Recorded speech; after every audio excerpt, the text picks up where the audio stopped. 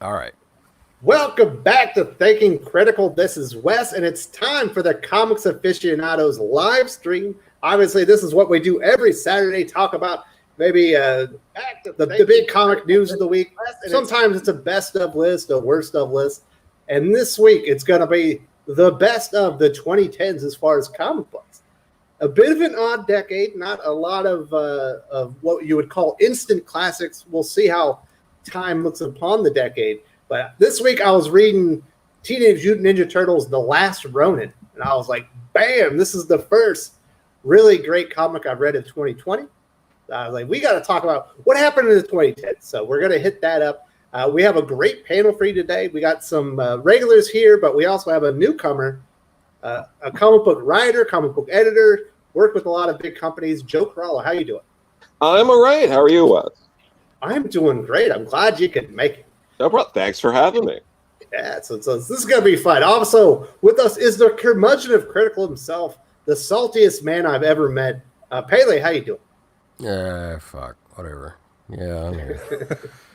It's morning. And, actually, it looks nice out. It's just cold as shit. How is it? Did everybody notice the temperature drop like 30 degrees? Oh yeah, My I had sinus- frost. My sinuses Crazy. noticed. I had frost on my grass this morning. I was like, huh, well, that sucks. we don't ever get 30-degree temperature shifts here in the Philippines, but I do have a super typhoon on the way in. So hopefully I don't lose any power and the storm doesn't hit us while we're doing this stream. Ah, good. Obviously, with us is the man who was up last night drinking and talking comics, El Percherino. Perch, what's up, buddy? I'm doing great. I was wondering which one of this you were talking about there. So, yeah, it's me. I'm doing great. Thanks for having me on. I stopped drinking. Doc was up drinking and probably going to the script club. Fair enough. And last but not least is my co-host, the man who's been here from day one. Doc, how you doing? I am good. I had a little bit of a rough time coming up with a list for this. Oh, God, it was almost a dead decade it's like a forgotten decade for comics in general. I know that they've talked about it. They Hickman mentioned it in House of X, Powers of X, whatever he was talking about, the lost decade of the X-Men. Fuck, it was the lost decade for comics. Yeah. It's an indie heavy list of what I was able to come up with. But I did come up with some what I think are the best Marvel Comics, DC stories, and independent stories. We're going to start out with Marvel first. Let me bring my handy dandy list up. There it is. So these are the 10 that I could come up with. House of X, Powers of 10, Uncanny X-Force, The Apocalypse Solution. Absolutely love that story. Vision, Thor, God of Thunder, Thanos Wins, Spider-Man Life Story, Immortal Hulks Volume 1 and 2, Secret Wars, Peter Parker, Spectacular Spider-Man 310. That is only one issue, but that is a complete story. And Ultimate Spider-Man. Now, my personal favorite, because it meant so much to the channel, it really kind of put the channel on the map, is House of X Powers of 10. I can't remember, as a YouTube critic, as a comic book reviewer, someone covering the news, just being as excited for anything as I was for Jonathan Hickman, Pepe Larraz, R.B. Silva, Marte Gracia, really reigniting the fan base for X-Men. Perch, I know you were a big fan. Do you think does House of X Powers of 10 deserve to be on a list of Marvel's best stories of 2010s? No, sure. I think it was definitely one of their better stories of the teens. Yeah, I mean, it did revitalize the franchise. It got them to be back on the map. It was a different story that people weren't expecting. Regardless of what came after or anything else, that was a moment that was good for business and good critically. So yeah, that was definitely one of their bigger titles. Yeah, Doc is he's somewhat salty himself. He's not as salty as Pele, but Doc, you remember you saying you were going into your comic shop and like bothering people next to you, asking if they read House of X Powers of 10, which you didn't normally do. Yeah, I was actually talking to people. I don't talk to people at the comic shop. I've never been one of those people that goes in and has a conversation with people. But I was actually, I go in, I buy my comics. I might say 10 words to the dude at the desk. And most of it has nothing to do with comics. It's like, talking about hockey. And then I just leave. I don't hang out there. And I was actually conversing with people at the store because I was actually pretty hyped about it, and it was good. There were some things I didn't like. There's some things that are still going on with it that I don't like. But it was solid. I mean, it was very, very good. I don't know, what did you think about it, Joe? I know you're in the biz. You probably you get to see these things through a different lens. Did you think House of X Powers and 10 was worthy of the hype?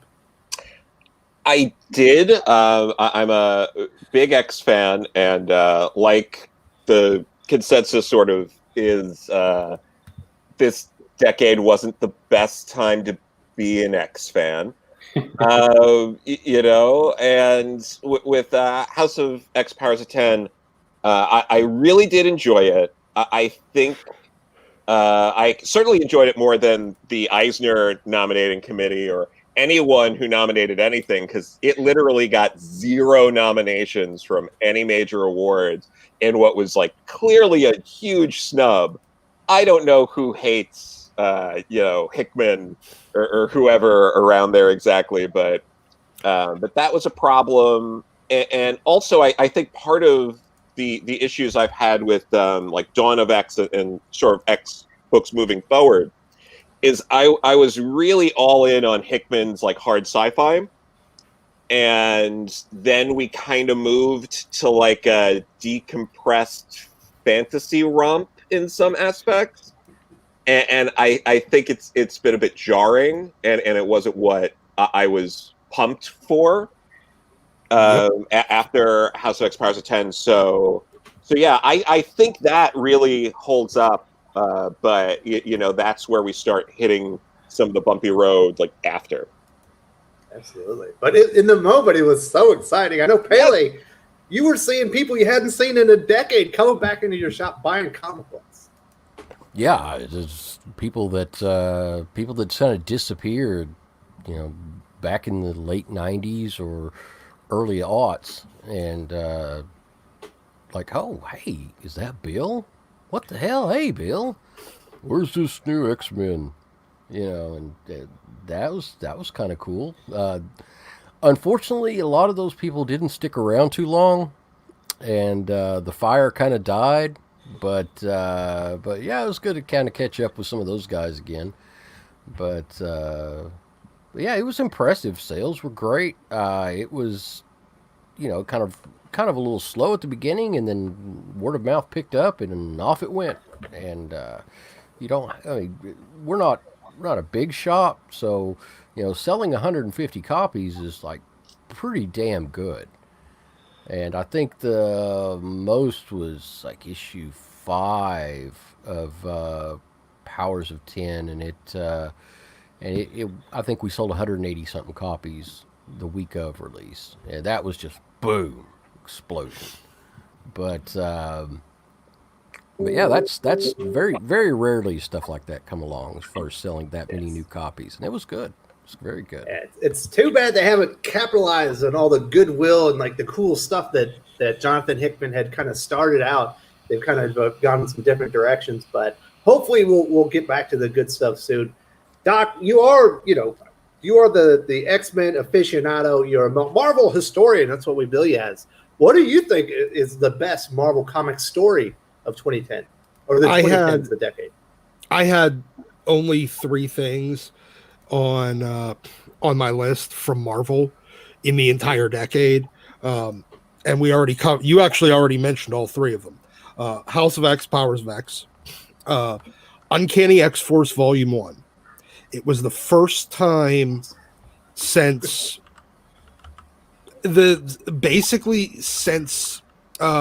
pre-Morrison that it felt like they were actually doing something new that wasn't weird, like it didn't deviate too much. Because let's be honest, while Morrison's X-Men was good, all it was a cover band playing Chris Claremont's greatest hits. That's all you want. Yeah, sometimes that's all you want, and that's cool, but it wasn't bringing anything new. And every attempt to bring something new after that basically just went back to hey, I read God Loves Man Kills too. And so I'm going to do my pseudo sequel to that. But House of X or Uncanny X-Force actually took things in a different direction. It added a lot of depth to, the apocalypse thing with Fix Baby Apocalypse, right? Yeah, with like things like the the Genesis seed and the different celestial seeds, the concept of Archangel potentially even replacing Apocalypse as growing beyond his role of death, the Death Horseman, to become the new Apocalypse, sort of. It was really, really good, especially like the Apocalypse. What was it? The Apocalypse. What was the first arc? Solution, and then the Dark Angel saga. Both of them amazing books, and then the third one was most of actually from issue 6 on of Chip Zdarsky's Peter Parker Spectacular Spider-Man. Absolutely. Pretty much every issue from issue 6, which was the one with Peter and J. Jonah Jameson sitting down and having that conversation, to the end was very good comics. So that is the only 3 titles in an entire decade. The fourth thing that I will give Marvel, though, is they did, and this isn't a title, this is something that they did, and that was the growth of their omnibus program. It wasn't really a title so much as it was actually giving access in a better format, in my opinion, because up until that point, their program for collecting a lot of the old stuff was fucking terrible. It would jump around. They would, it wasn't like when you go and buy like trades of The Walking Dead, where you've bought trades 1 through 6. Now you just buy trade number 7. It would jump around, and they had recollected certain stuff and then put new stuff here, and then they'd restart their numbering on their trades. But their omnibus program simplified that for new readers coming in and trying to get caught up on a lot of old stuff, and I will give them credit for that. So Perch, he mentioned Uncanny X-Force, and that's the only time that I think Phantom X has been cool. And I also think that's my favorite version of Deadpool.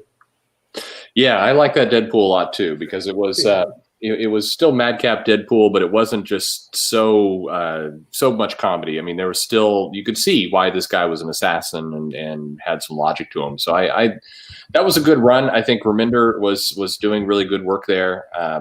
And you mentioned some of the others that I had on my list as well. I do think Life Story was a great little mini there out of there. Probably there's some mention to Hickman's run on Avengers. Some of those stories probably fit in there. Vision, I think for sure. It's funny because I wasn't the biggest fan at the time, but I would admit that Fractions Hawkeye limited series is probably one of note for this decade for Marvel. The work that he did, it did set a lot of things up, and there was a lot of clones of it. So you probably can't escape mentioning that. And I was mentioning this to Joe last night. I think I want to put Hickman's Secret Wars in there because there's clearly a lot of love that went into love business maybe that went in crafting that. But the noise around it and everything they did almost diminished. I had a hard time putting this on this list because while I think it's a good story, I hate the ending. Yeah, the ending, and the fact that it was set up on both ends by other titles and other things they were wanting to do and the amount of crossovers, it's hard to really rally behind that book as one of the better stories. But, yeah. So, Joe, what's on your list as the reinvention of Marvel Comics for the 2010s? Yeah, I mean, a bunch of stuff you mentioned, like the Vision, Spider-Man Life Story. One little blip in X-Men that I did really like was Age of X. Oh yeah. I thought that was very well done, and you see a lot of sort of what House of X Powers of 10 uses, where it's like things aren't what they seem, and instead of resurrecting everyone, it's Rogue is the Reaper, keeping everyone's mind in her mind. Like there are like elements that you see, they're changed around, but you see those sort of permeating through. So definitely that. But yeah, Uncanny X-Force, I absolutely agree. I really liked Kieran Gillen's Journey into Mystery run out of Fear itself. I think it was the only thing I really enjoyed that had anything to do with Fear itself. Yeah. Like that was it. But like that was a fun journey for me. I enjoyed like young Loki having to go through all that. The art, while a bit inconsistent, was solid. They had solid artists working on that. And I enjoyed what they did with that actor and incorporating young Loki into the Young Avengers when Kieran Gillen did that. And to me, that worked better than something like Superior Spider-Man, which I'm sure is like something that other people maybe in the chat have on their list of stories. I personally hated it. I couldn't finish it. I just hated it so much. It was just Craven's Last Hunt, but for like a year and a half or whatever, instead of like 6 issues in 2 months. It was Craven's Last Hunt. It was a redemption arc for one of the villains in the Marvel universe that doesn't ever deserve one. Yeah. Like just weird stuff. Doc Ock doesn't have to be likable or learn a lesson. He's a horrible person. Yeah. Like, stop. I don't need to like Doc Ock, and I didn't. So I didn't like Doc Ock as Craven from Craven's Last Hunt for a year. That was awful. But I know some people really like that. So you're allowed to like it, but I'm never going to enjoy it. I'm not gonna get That's a weird story. There's people either love it or they hate it. There's That's like no middle ground. It's because it was just Slott finding the one character that he looks like and then making him into Spider-Man. Oh no. Yep. Speaking of X-Men, and it was such a bad decade. Remember they brought back like all the young mutants into the normal time. I will say this: Ed Brisson's Extermination, I believe it's Pepe Larraz on the art, is a great little miniseries to get rid of all those mutants and send them back to where they came from. Yes, to unbendis the X-Men. Yes. They had to find a way to somehow to unbendis them, because if there's one thing that I hated, it was Bendis touching X-Men. It was weird. It's like they're like cutting wings off of mutants and stuff in that one. It's worth noting, he'll come up probably more in the indie stuff, but Ed Piscor's X-Men Grand Design probably is something to throw on there as well. It's just a different indie take, but it was a tough X-Men decade for sure. As I said, it was a tough comics decade. Really, I mean, it was definitely an indie-centric decade for successful books. And stuff that actually left a lasting impression. That was the problem. Most of the stuff that came out, doesn't matter which of the big two you're talking about, it's forgettable trash. And a lot of it's rehashed. Like if you look at Infinity, is one of the big story from Jonathan Hickman on his New Avengers, Secret Avengers run. It's the Infinity Gauntlet again. Yeah, it's a lot of rehash of the same ideas, maybe trying to make them bigger, Yeah. Well, I think a lot of what both of the publishers did, well, at least especially Marvel, was they took the success of Morrison's X-Men and realized that they could make it. They could basically do that to every title if they just let a decent creator do a cover band version of a greatest hits concert. for a couple of years. And that's all they did with Hickman X-Men, or not Hickman X-Men, Hickman Avengers, especially Infinity. It was just a greatest hits version of, cover band version of Infinity Gauntlet. But sorry, you're no Jim Starlin. It's pretty good. I can imagine reading it in the moment, like issue by issue, would be pretty good. But going back and reading that as one story, as a graphic novel, is rough. It is really dense. It's really tough to go back to some of these books that you remember and you liking at the time, and they were just written for a month by month kind of thing. And what always struck me about Hickman's Avengers is that it felt like the story he really wanted to tell was in New Avengers, and the other was something he kind of had to do to get the. I'm sure it's not the case, but the Avengers title always felt like the book he had to suffer through to do New Avengers and the story he wanted to tell there. Mm-hmm. So I do want to say, Snatch Face the Fool has a pretty good idea here. If you enjoyed the conversation, hit the like button, and if you haven't subscribed to the channel. Now, getting back to this, Pele, we have not heard from you. We know you are a huge Marvel fan. What is the creme de la creme of Marvel Comics for the 2010s in your opinion? Jeez, that's hard because it was so demoralizing. The social justice era of Marvel. I mean, God. Probably. I would probably have to say that that the Hickman series in general, as they his Fantastic Four, Avengers, X-Men, Shield. That just kind of where he started out, and because it's all one contiguous series, more or less. They're all kind of tied together. Plot lines are kind of weaved in together there. I'd have to say that's the bright spot for me.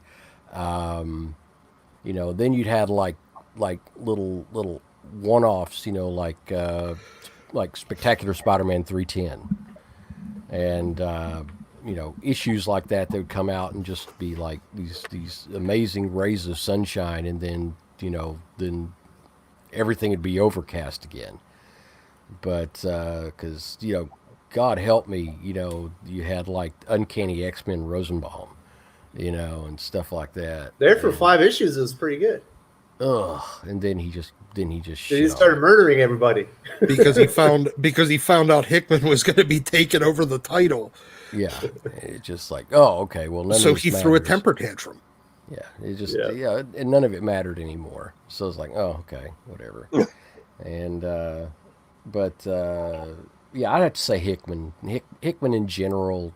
Just kind of doing what we know he does best now, just kind of telling his story and putting his imprint on it. And it was great. Those I really enjoyed. I always look forward to when he was going to take over a series, because I knew that I would get like several dozen high quality issues of a title. And that's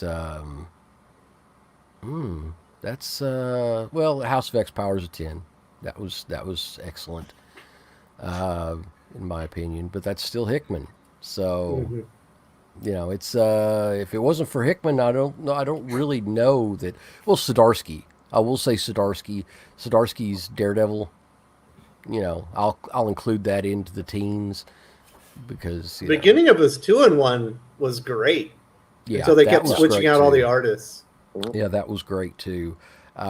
Even when they switched out the artist, at least the story was good. I really enjoyed reading those. And gosh, there's really not a whole lot left, unfortunately.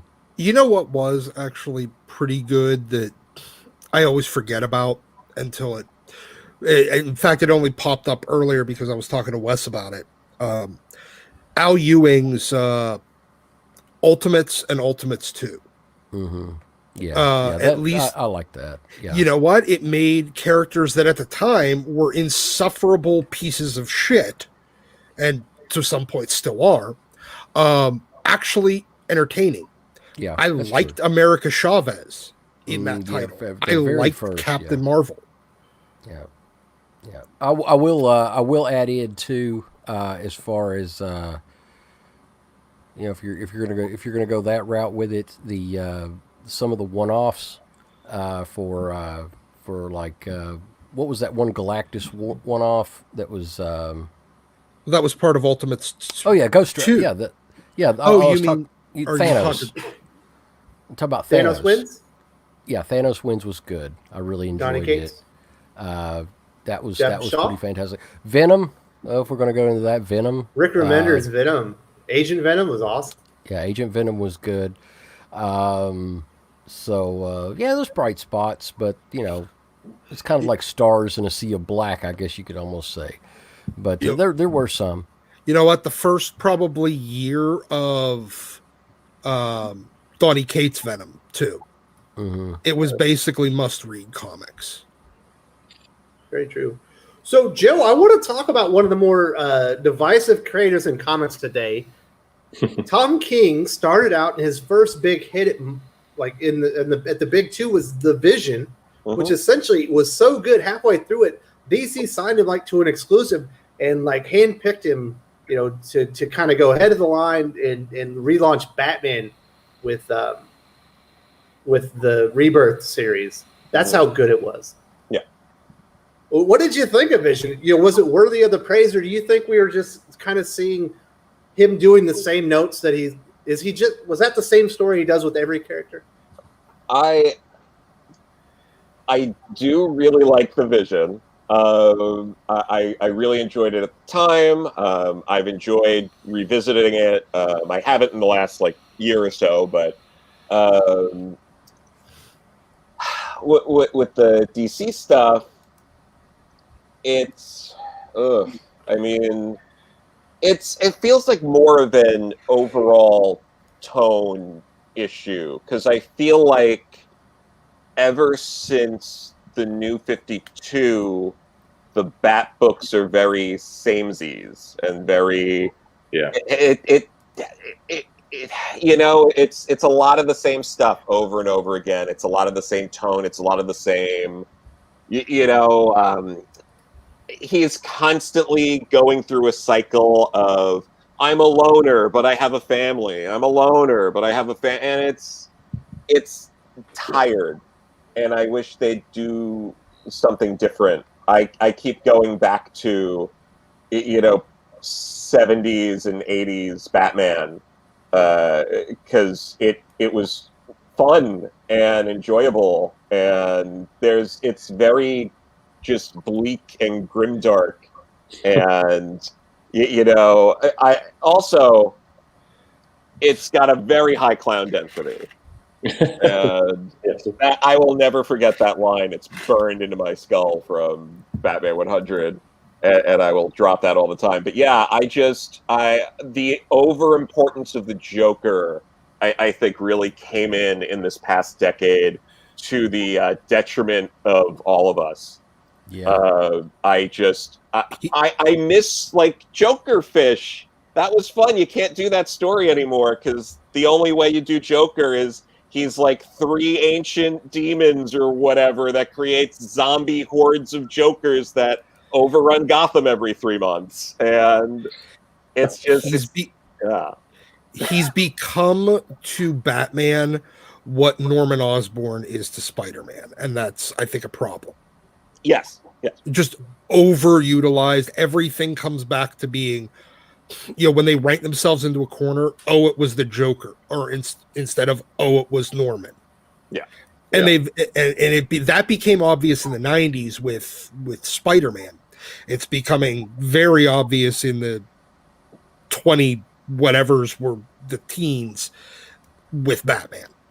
Yeah, and there's so many other interesting characters that get overshadowed, and there's a lot of and it's a shame, because a lot of it's not bad.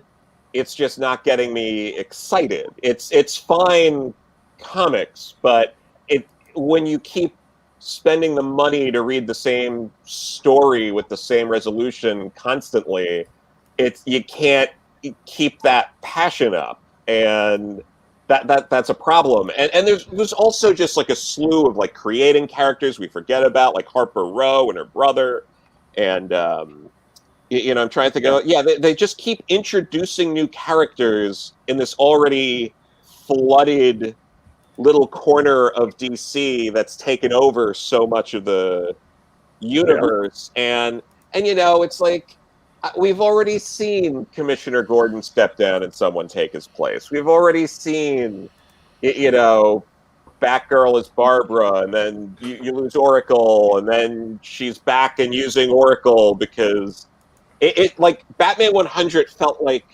watching a movie, and there were all these little bits where they would say something, and you could imagine being in a crowded theater and everyone applauding, like, "Yeah, I remember Oracle, yay!" Yeah, and exactly. stuff like that. Which I know this is James Tynion, not Tom King, but all that stuff leading up to it. I mean, obviously the wedding messed a lot of things up. And maybe it was the long game, and that there was going to be something sort of different happening, but the ball was dropped in a way that ruined it for a lot of people. And I don't know who's at fault. Like, I don't want to say like, oh, that's Tom King. That could have been marketing, it could have been editorial. I don't know.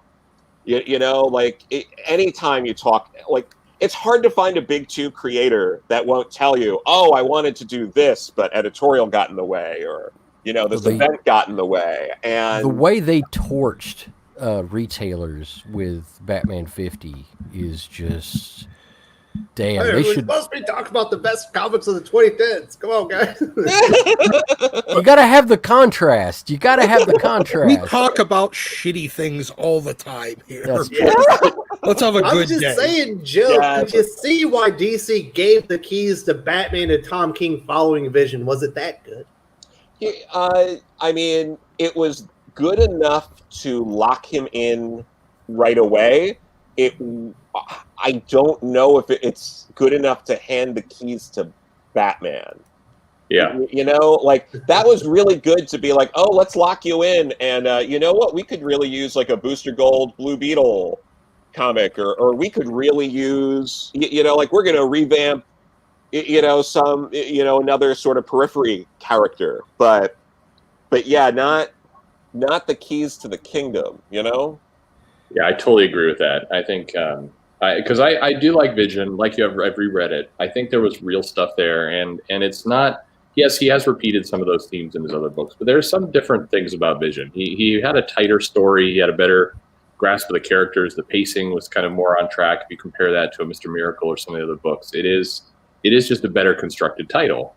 And I think having him run in and immediately go to Batman blew a lot of kind of the things he was developing as a creator, and so I definitely think they would have been smarter to put him on some smaller things, ease him up. But I'd say it about everybody. I mean, I think they made the same mistake with Bendis. I think why not put him on a street level book like Outsiders instead of immediately like, hey, let's give you Superman and Justice League and this other thing and these 5 other things. Take your time. I think that's maybe a problem with DC, but Vision was good. Vision was a good little title. Yeah, and also not only give him the keys to the kingdom with Batman, but also being, oh, and by the way, we're gonna double ship this book. So it's not only going from taking over, your golden goose, but being like, and you're gonna write twice as much, and than the previous. So yeah, it was interesting. It really showed him out of his depth. It really showed King out of his depth. Well, and they threw Heroes in Crisis and some miniseries in there as well. I mean, they gave him a lot to do. I must be the weird one here that I did not really care for Vision because I watched American Beauty in 1998 too. And I really didn't need to see it with superheroes.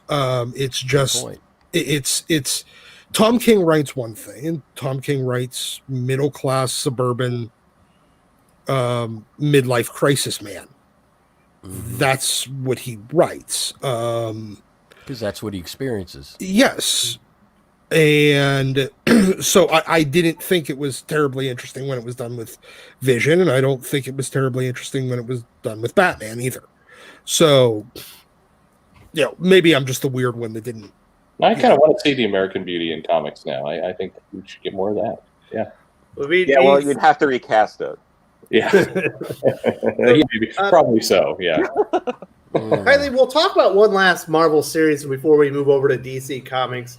I know you were a huge supporter of this. Al Ewing, we've already talked about him a little bit, but his Immortal Hulk run, it has a lot to do with the Alex Ross covers, and it absolutely has a lot to do with the Joe Bennett art, but him kind of going back into the coffers of the not Immortal Hulk, but Incredible Hulk with a lot of Peter David storylines and kind of picking up on those and working with them in Immortal Hulk. They're, from issue 1 to like issue 24. I'll say it.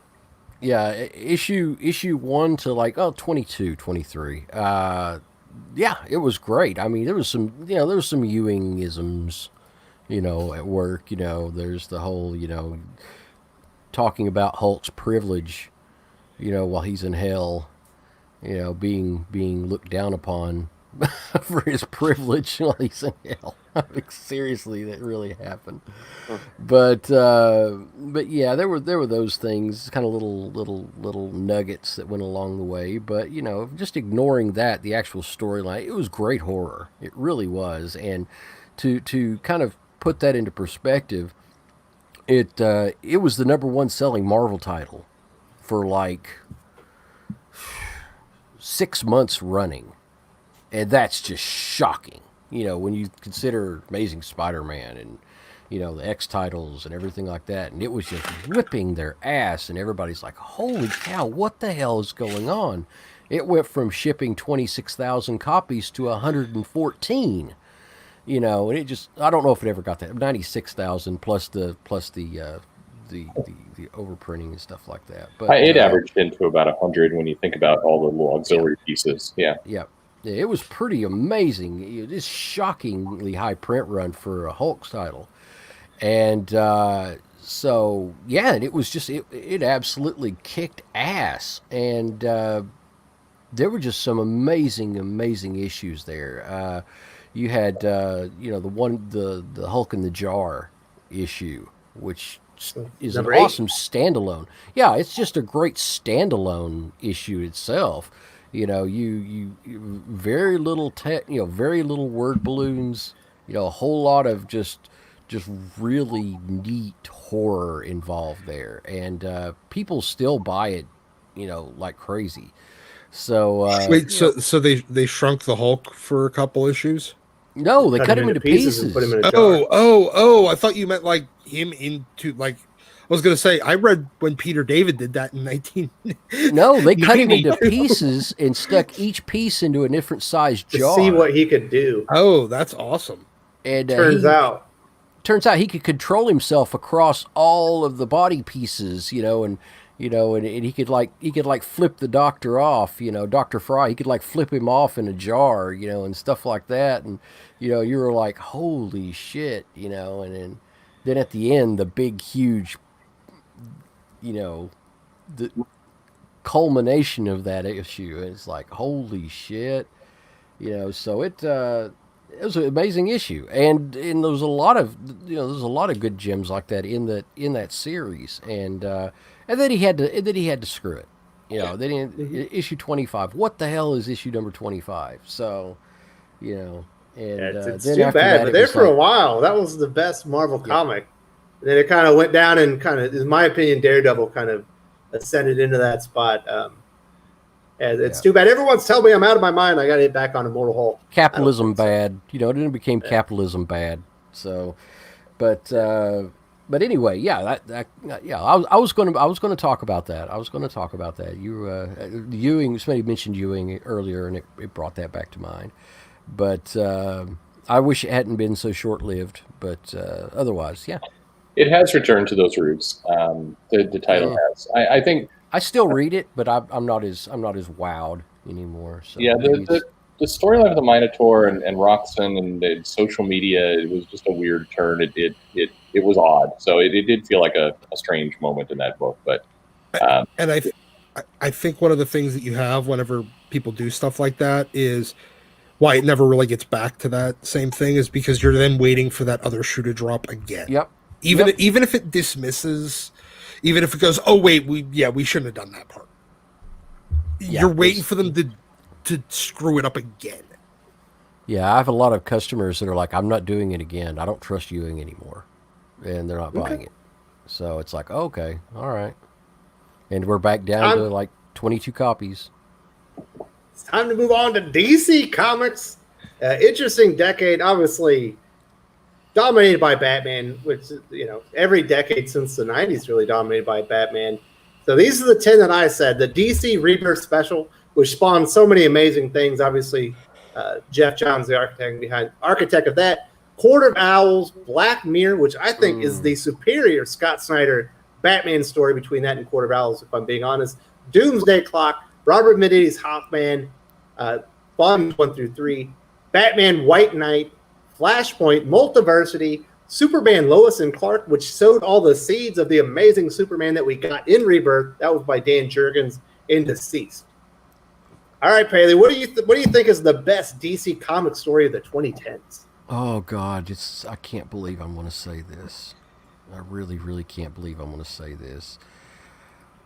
Deceased is my favorite of the teens, and I know it. God help me, because I really, really, but it's amazing. It really, really is. Man, he can write zombies. And it's just so good. It really is. And it's so well written. The pacing is fantastic. You don't know what's going to happen next. It's just awesome. It really is. I look forward to every single issue that comes out. And it's been the best. And God help me, because I can't even remember his name right now. I'm so pissed off at the guy. Tom Taylor? Tom Taylor, that's right. I was thinking Tom King, and I was like, that's not right. Tom King's somebody else that I don't like.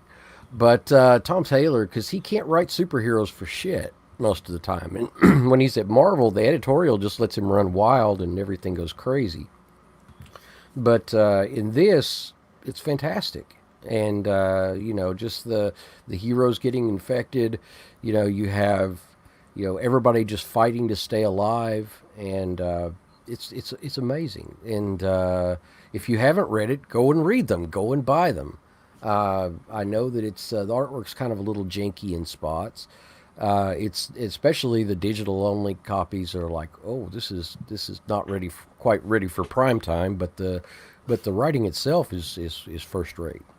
So I agree with you. I love Deceased. Joe, it's interesting. It's a zombie comic book, so it's the big scares and the body horror and all that stuff. But the reason I think Deceased separates itself from that genre and kind of elevates itself, it's the character moments. It's getting to see Bruce Wayne infected, saying goodbye to his son. It's getting to see that moment between Jonathan Kent and Clark Kent as he passes the mantle on, and he basically is consumed and starts eating the son or whatever. And I think that's really why Deceased kind of transcends just the horror, or the zombie superhero vibe. You know what I mean?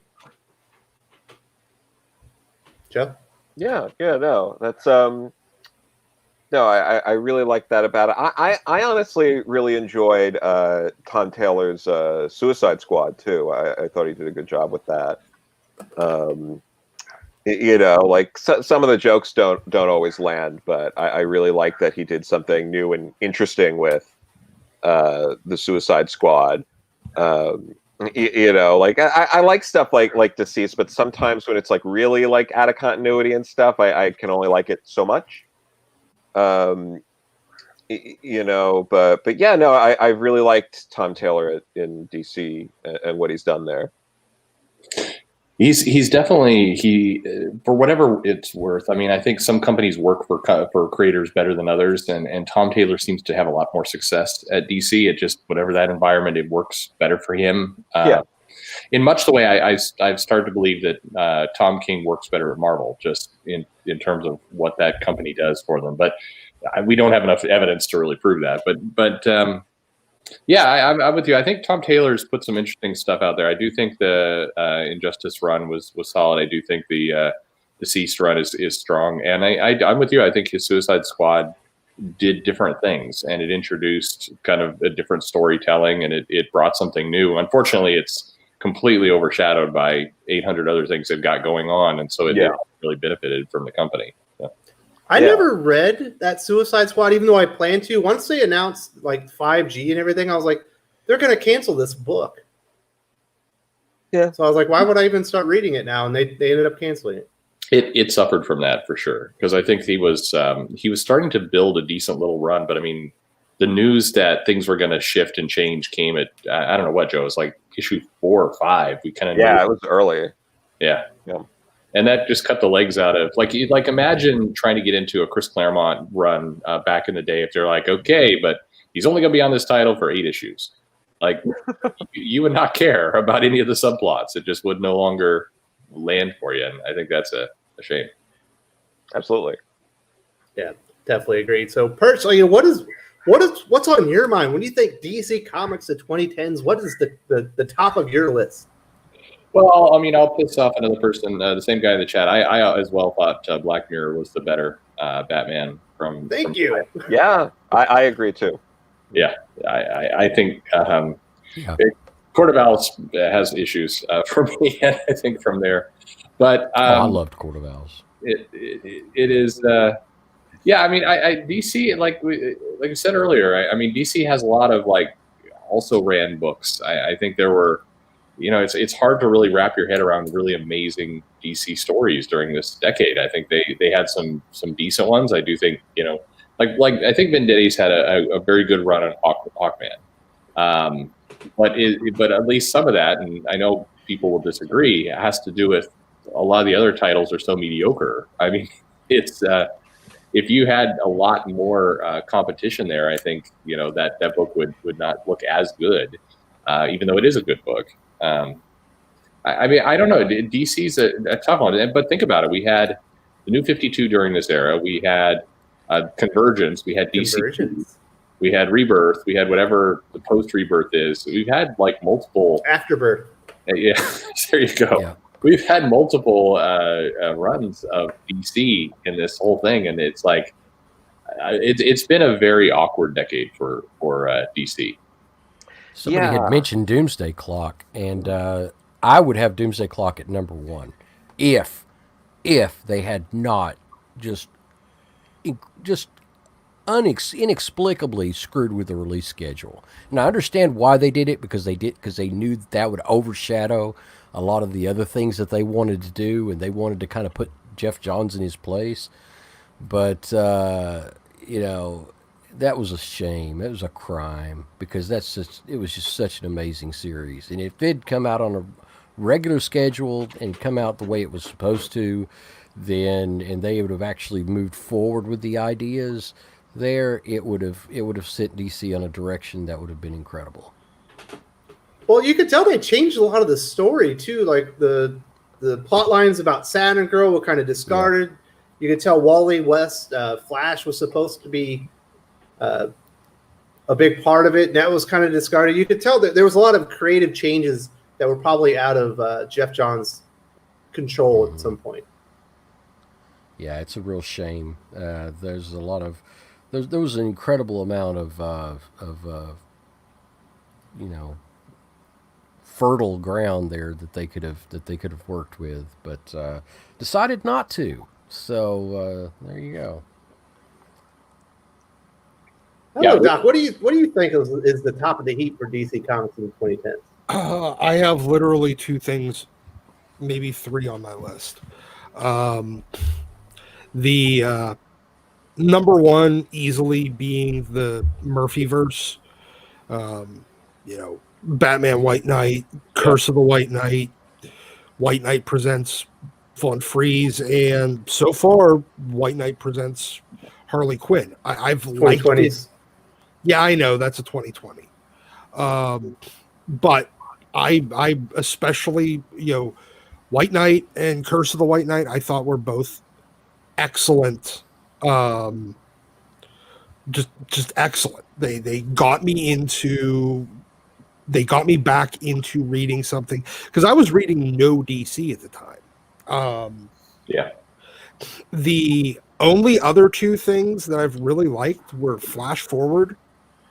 I mean, again, I'm not a huge DC fan, but Fixing Wally was kind of important to me. Yeah. And then that Flash Speed Buggy special, which was, I thought, really just fun. Yeah. But yeah, no, Flash Forward. But the only two that were like actual series and not like one shots were Flash Forward and White Knight. That was it. White Knight is definitely up there for me. I think Sean Gordon Murphy. That's one of the few things I think in the 2010s that DC released. It's almost like an instant classic. We'll see what happens with the White Knight universe, the Murphyverse, but I don't know, just something about his art with all those Batmobiles. Yeah, I've always wanted to know whether or not Sean went to school for mechanical art before he became a comic book artist, because his mechanical drawing is exceptional. Yeah. It's almost like he could be a car designer. Yes. So yeah. He was. I think White Knight was a great series. I think it also landed at a time where you just wanted a Batman story that wasn't, that was more action based, a little bit more. It was a right time, right moment book as well. I think he did a good story, but it was an antidote to some of the other stuff that was going on, and it moved at a relatively fast clip because it was a limited series. And yes, it was the Joker again, but it was at least doing something different with the Joker. It wasn't, it wasn't kind of the same plot over and over again. So that definitely deserves to be mentioned in there. Yeah. I don't know, Perch, what do you think's the better Batman story, Black Mirror or White Knight? I mean, they're extremely different. I mean, severely different. Very different. I think that I would. I don't know. I think that White Knight's probably the better Batman story. Black Mirror is probably the better detective story. I mean, there's a lot more complexity to Black Mirror, and I think that's maybe a very strong comic. Whereas White Knight to me is more of an action based Batman. So you can sell White Knight to the masses. Like Black Mirror that's rough. There's some gross stuff in there. True. Yeah, you couldn't sell Black Mirror to kids. So I mean, depending on any given day, if you're more into an action film or more into a thoughtful film, it's gonna trade off. But Black Mirror has definitely a lot more complexity to it. But it's a detective comic. If you would make Black Mirror a movie, it'd have to be Blumhouse. Yeah. Yeah. Whereas White Knight would do better being done by Bruce Timm and Paul Dini. Probably as a cartoon, yeah. Yes, as a cartoon. No, I mean, White Knight is a book that you can put on a bookshelf and pull out at any point, give to somebody, and say, and they can get a very good idea of who all of these characters are. And it's a very timeless book, whereas I think a lot of the other Batman stuff you have to read within context. Yeah, I think that's true. Yeah. So, Joe, you mentioned earlier you were talking about some DC, the over reliance on the Joker, maybe an over reliance on Batman in general for DC Comics is one of their issues. Is there a Batman story with you that just stands out? Well, it's funny because I do actually, and I mentioned this to Perch last night. I do like Dark Knight, a true Batman story, which isn't really a Batman story, but I really did enjoy that. With Batman, I mean, I do appreciate, and this also might be that it stands out more because so much of Batman was very the same this past decade. But like Grant Morrison's like Batman Incorporated was at least like different. I'm also a big like Chris Burnham fan, and I enjoyed the art on the book. But and I get it. It's different for Batman, but it was very much like just making Bruce Tony Stark, and having him more closely connected to Batman and like franchising it out and all that. And I'm like, I appreciated that as being a different kind of take that we got this decade. There's been random bits. I did enjoy as much as I was talking about Tom King before. I did enjoy the Batman Elmer Fudd. I think there's a YouTube video that might still be up. It's like Neil Adams narrating that book and reading it and putting the panels up, and it's Neil Adams doing an Elmer Fudd impression throughout reading it, and it's hilarious. But and in the same line as that, I also enjoyed the Suicide Squad Banana Splits, and that might just be fond memories of Banana Splits as a kid, but still. And there were weird little bits like you know, there was Chip Kidd and Dave Taylor's Batman Death by Design, which again featured the Joker, but it was such a different, like, one-off Elseworldy kind of take on Batman. The art, it was very like, it was all like penciled. It wasn't really inked. Like black with like black and white with like the splotch colors. And it was set as like more of a period piece and was based on how Jackie O prevented, or helped rather, in preventing Grand Central Station from being demolished in Manhattan. So there were like, it was just a different thing to do with Batman. So I liked that. I thought that stood out a bit. Did you like Grant Morrison's Batman and Robin? I know it launched in 2009, but it went well into the 2010s. I love Dick Grayson as Batman and Damian Wayne as Robin. Yeah, no, I like that stuff. I like Pete Tomasi more writing Damian than I liked Grant, despite the fact that Grant made the character.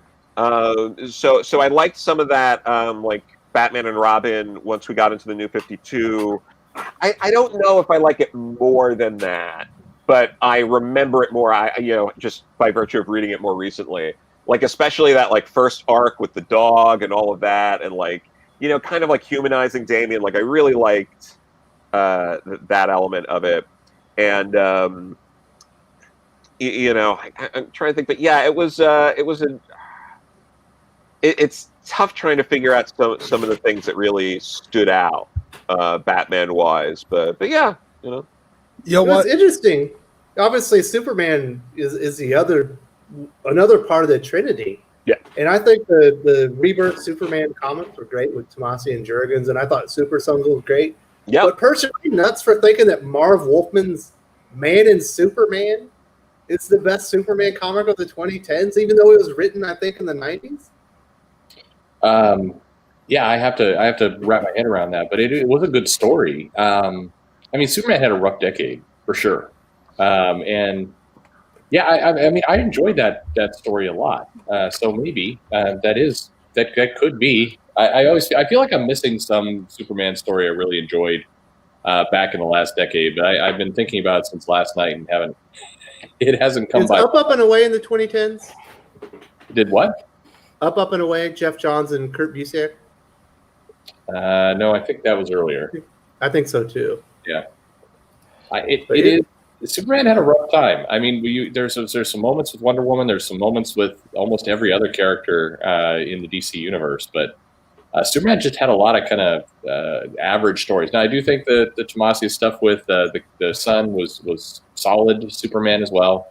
This Man and Superman by Marv Wolfman was great, but what's always strikes me, and maybe this is my own personal problem, is that I don't think Superman is that hard to write to make just a good, heroic, solid story. I think you can accomplish that relatively easily, and it feels like a lot of writers work really hard to not do that.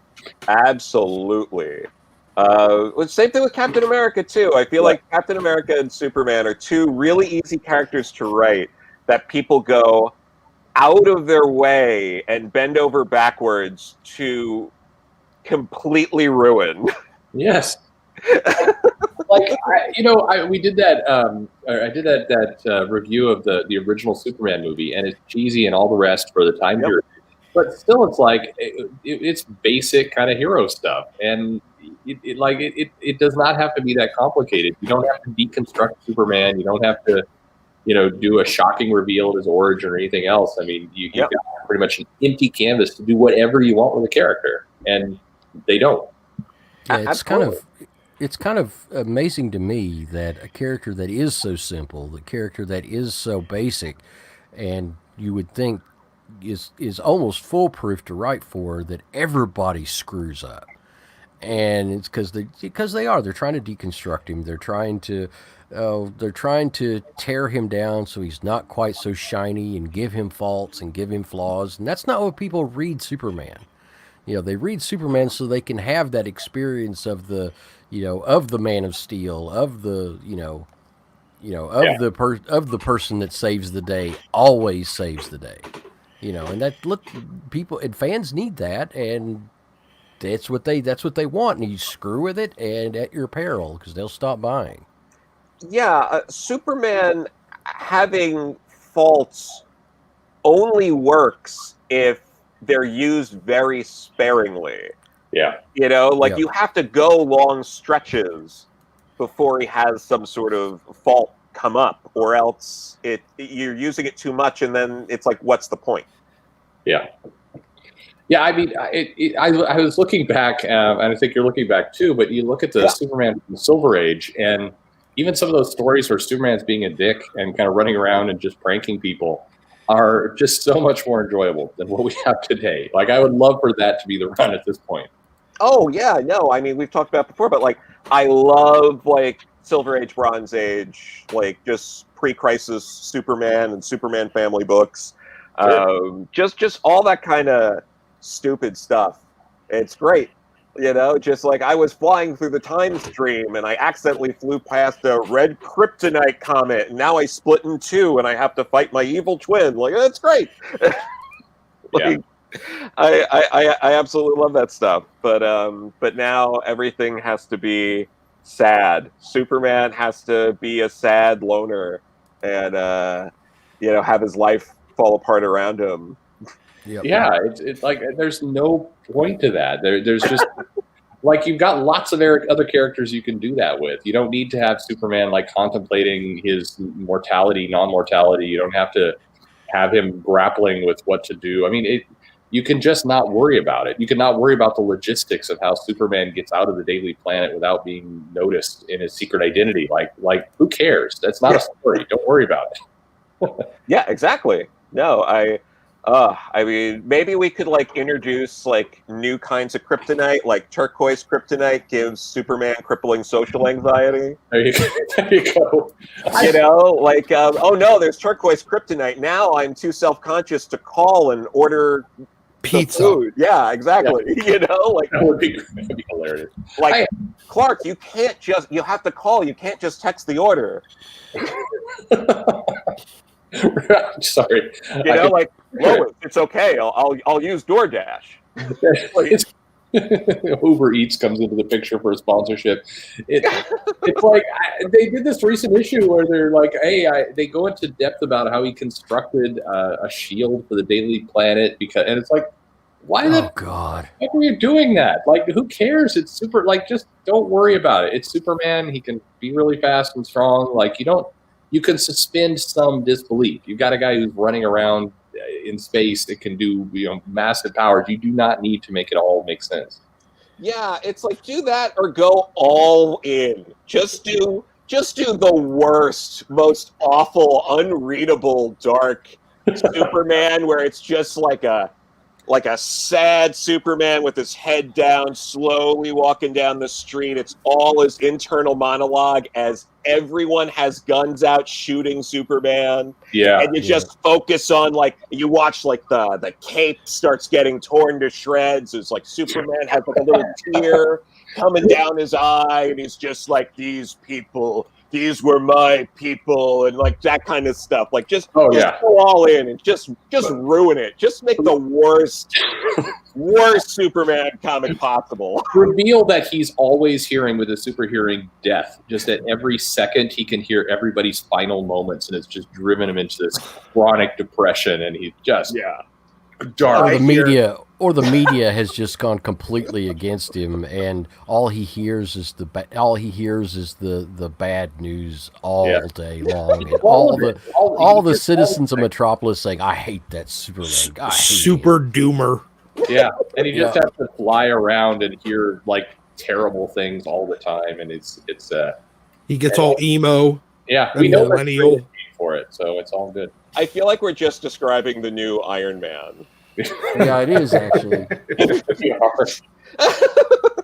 You know what? On one other book that I did remember I enjoyed from DC, there were two actually, Sideways and Silencer.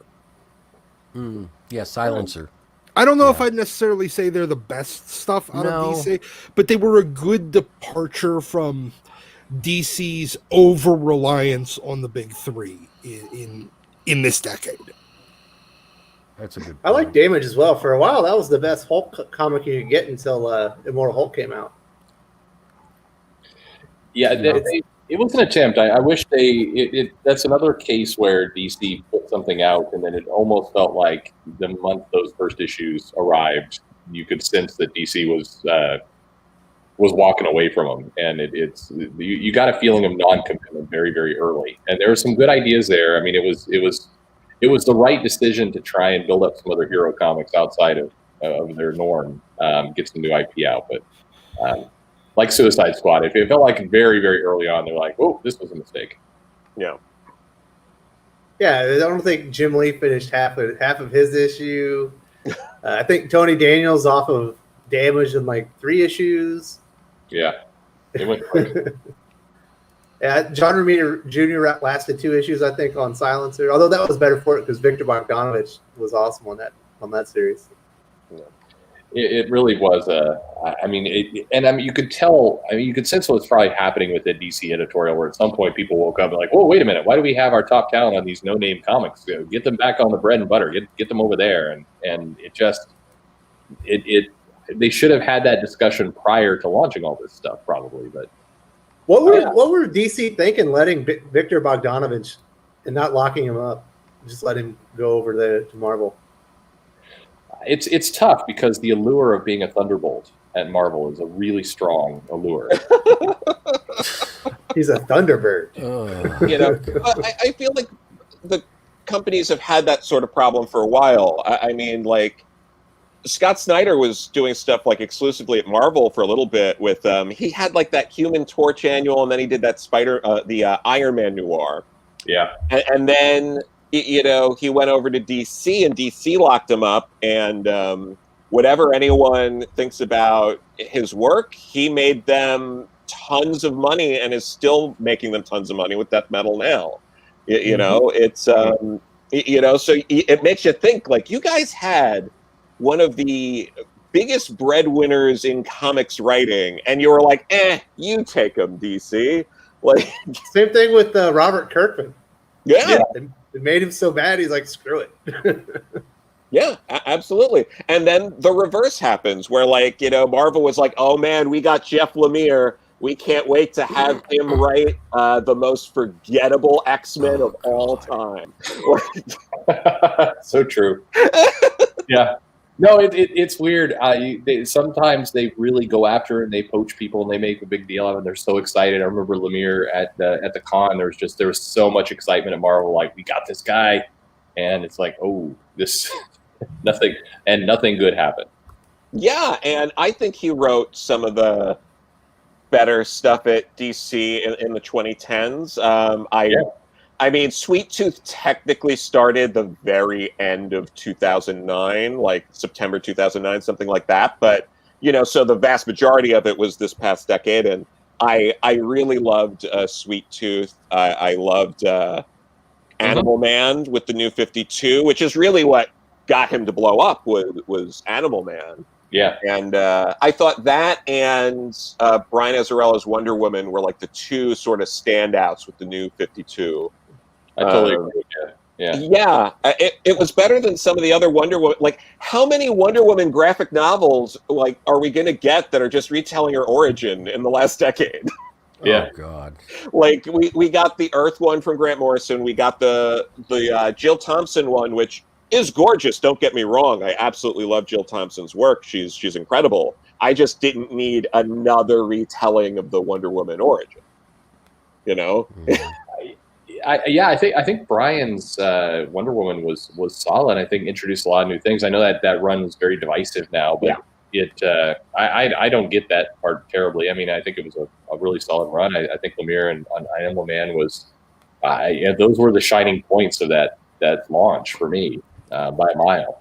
And it was great. I mean, it was better than Superman in Action Comics, which oof. Well, yeah. I mean, you felt that like there was an interesting story in general because like Grant Morrison did not write a good Superman book, and then I think George Perez was on the other one, right? And yeah, George Perez I think wrote and illustrated I think maybe the first like 6 or 7 of that. Yeah, and then it went into all sorts of different directions, and then like we eventually got the Charles Soule like Superman Wonder Woman in the mix, and Doomsday came back, and it was not to mention Action is distinctly unique and has the worst string of third-rate villains that you could imagine. I mean, it's just the absolute worst. I mean, everything just went to shit as far as it was terrible. Yeah, and then one of the other sad things about the 2010s is that even though I didn't think it was necessarily that great, Marv Wolfman probably somehow managed to write the best Teen Titans story that decade with New Teen Titans games. Yeah. Because, like, George Perez's art, I love it, but, like, it doesn't translate the same way in how they sort of produce art today. So just, like, the work doesn't look as nice as it did in the 80s. That's true. But somehow, like, when you're like, oh, let's look at the other Teen Titans stuff, like, that's a franchise that, like, oh my God, if Marv Wolfman's not writing it and it's not in the earlier mid-'80s, it doesn't work. Which, yeah, I mean, it's a shame. That's a ton of IP that DC sits on that goes nowhere now, and it hasn't for a while. Yeah, it's the legacy characters. It's that. It's they keep just rehashing the same stories over and over again. Raven's going crazy. Will they or won't they? With Dick Grayson and Firestar, just all the same. Deathstroke is back to kill him. Deathstroke's back, and Deathstroke has kids. Oh God, it's such like that. The original run is so good, and no one can figure out what to do with the Teen Titans, with all of these like extra Robins just hanging out, like Tim Drake. He's not Drake anymore, right? Did they drop that yet? Please. They did. Yeah, he's Red Robin again. Oh, good. Spoiler made him do it. But even then, it's like Red Robin. It's like you couldn't think of something that's not also like a mediocre restaurant chain. Like Hey, now I want a hamburger. Yeah, actually, they have really great burgers. I want the pyramid of onion rings. You don't really get those a lot here. That's pretty sweet. You have when Crush joined Teen Titans, they were pretty popular for a hot minute. Yeah, that was kind of like I liked that Teen Titans until they did the Champion Secret Prison story. Yeah. It was like, oh, they changed direction, and this is actually pretty decent, and then. Yeah, I don't know. I have a special place in my heart for the Rebirth special. It launched so many good series. I love Robert Venditti's Hal Jordan, the Green Lantern Corps. I like Joshua Williamson's Flash is probably maybe the best run out of all of them. The Superman Action Comics and Superman were all in great shape. I don't know, Purge. It felt like DC was on the verge there for a minute. They kind of abandoned it with Metal, huh? Yeah, well, I mean, I think maybe the theme of DC in the last decade, and maybe further back, if you put your head around, is that they seem very tepid about, they'll make a decision and they'll step back from it. They'll make a decision and they'll step back from it. And so there's so many false starts at DC.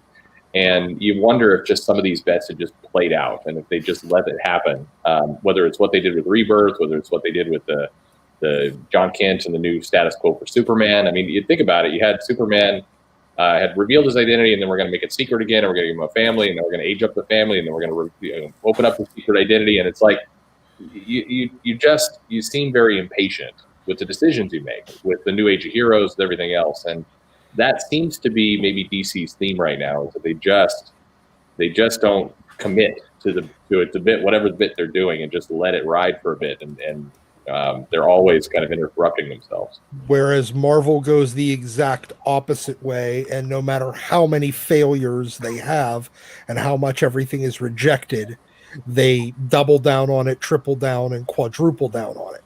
Yep. Yeah, there is a sense that Marvel is it will work this time kind of company, and they just try and roll out the same game plan. And and DC is very much should we do that? I don't know. Let's try something else. And there's I mean, this is probably a deeper conversation for another day, but it's like there seems to be two very different philosophies that kick them at different times. Yeah, so I think Moon Knight's got a point here. It's a lot of crisis, and it's a continuity issues with DC. So would everyone kind of agree that although it was a lackluster decade for both Marvel and DC, that DC probably had the worst decade? The New 52 takes up such a big part of it. Yeah. Mm-hmm. Yeah. Although at the same time, it's hard to decide which is worse between New 52 and All New, All Different. Oh, yeah. And Marvel Now. Marvel Legacy. Marvel Y. Yeah. But let's DC get into some of time the better had stuff. decent In my years. opinion, 2010s were really a decade of indie comics. When I was looking at the number of indie titles, I wasn't even able to put out all the good stuff in here. So these are the ones I have for indies. The Rye 4001 AD story, Mind Management, Exo Man of War, volumes 1 through 3, East of West, Black Monday Murders, Black Science, Murder Falcon, The Fade Out, These Savage Shores, The Killock, Power Rangers, Shattered Grid, Monstrous. The list goes on and on. We'll talk about my favorite first. This is actually my favorite story in all the 2010s. It is the Rye 4001 AD story. Matt Kent with the very underappreciated, and we just don't see him enough anymore on art, is Clayton Crane.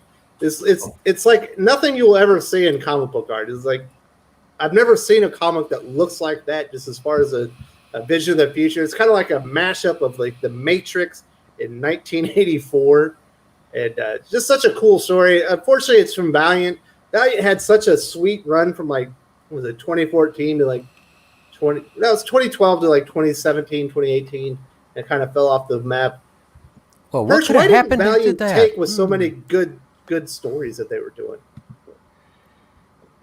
Yeah, I don't have an answer to that. I mean, I don't know about this, but I think maybe Joe probably has a little bit better insight into what's happening there. But it is there again. I think you have a lot of false starts and a lot of kind of experiments were tried, and then I don't know.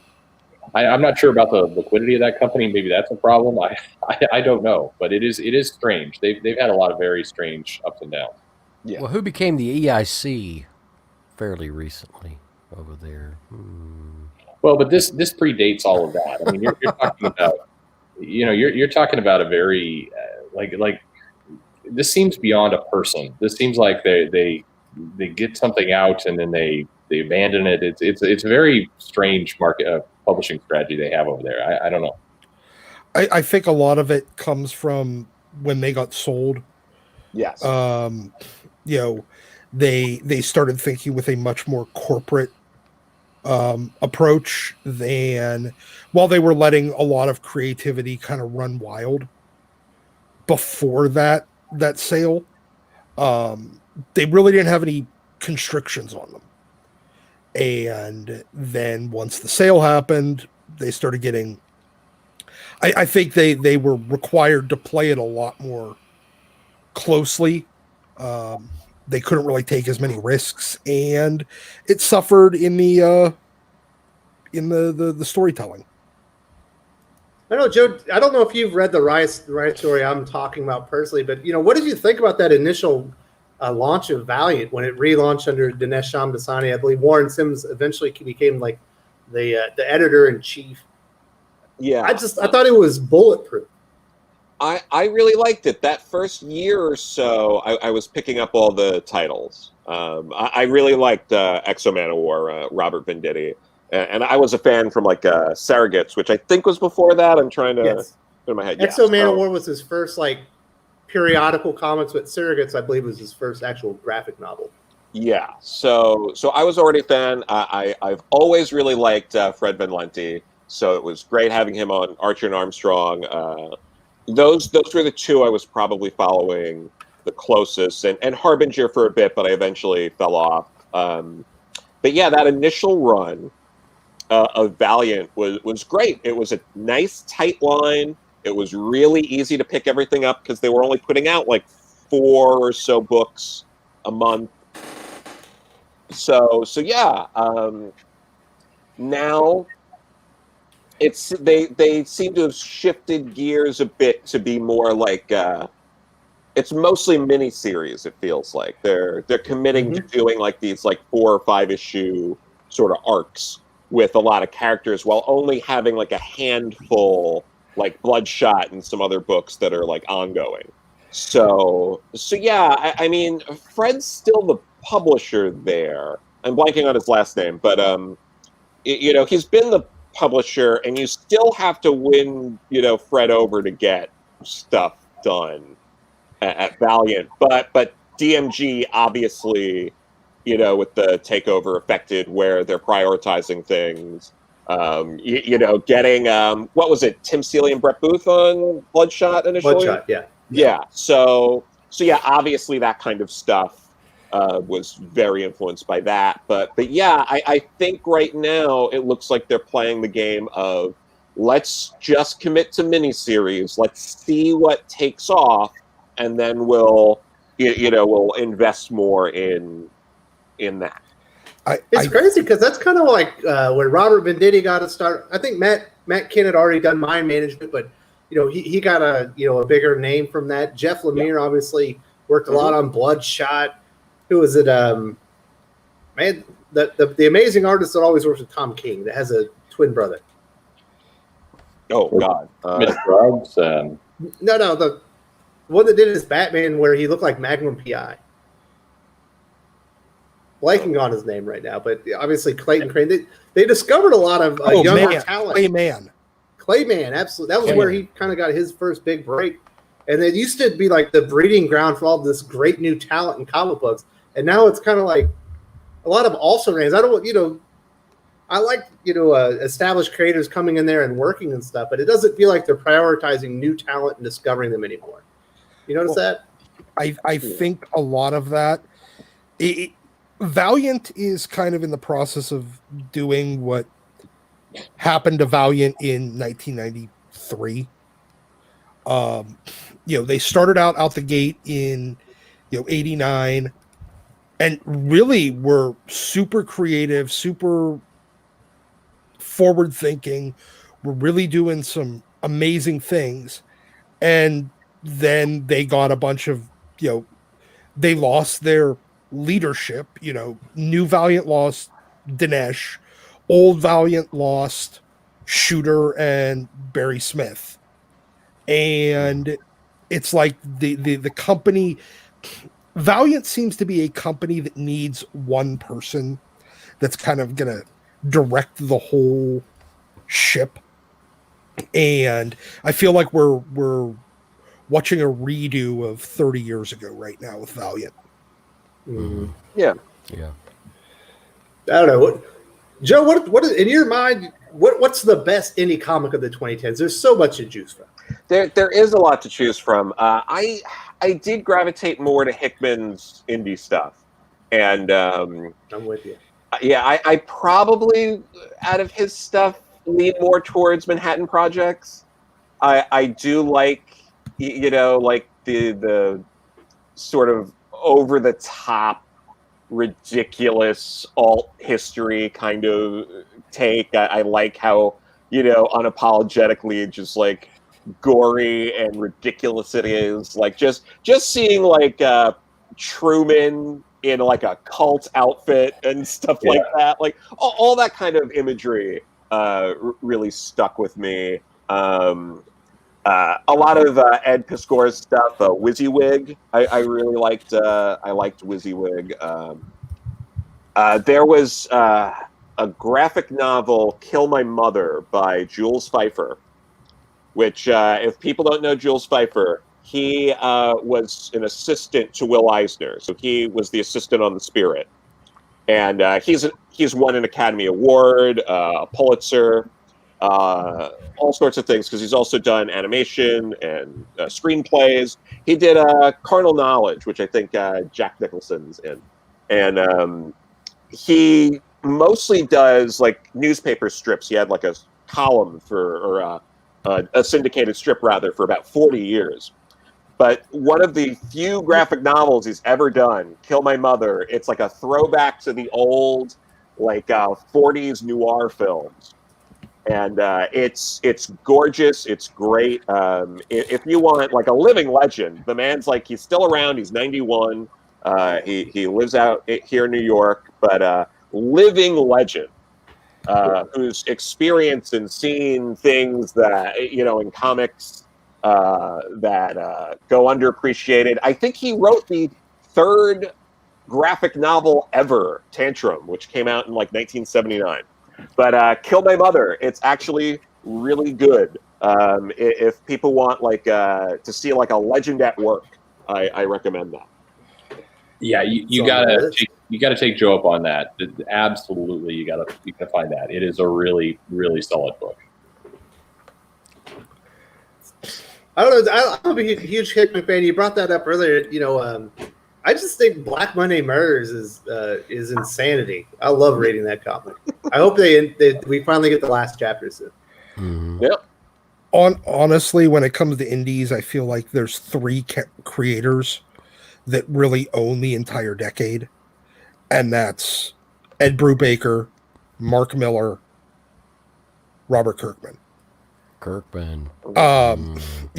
Miller had, in my opinion, the second best superhero comic and the best superhero comic to launch in the 2010s in Jupiter's Legacy and Jupiter's Circle. Then because they're amazing. If you haven't read them, go read Jupiter's Legacy and Jupiter's Circle. But then he also had the Magic Order, which I thought was exceptional. I love it. Mm-hmm. He had a few other ones as well. I mean, a lot of his, especially with Miller World getting purchased by Netflix, and him basically working just for Netflix at this point. But I think it's just incredible. All the stuff he's doing there is very good, but those are the two big standouts for me. On the issue of, then you have like Brubaker, mostly Brubaker and Phillips, but Ed works with a couple other artists too. He did one with Lee Weeks. He did one with, he's worked with a couple other people, but, Killer Be Killed, The Fade Out, Velvet, all of them were awesome. Criminal is still an exceptional book, even though I don't read it as much anymore. And then Kirkman with The Walking Dead, while I know it was a 2000s book, it really picked up steam in the 2010s. And same with Invincible. Invincible was a 2000s book, but it really kind of grew into its own in the 2010s. And we've lost both of them since then.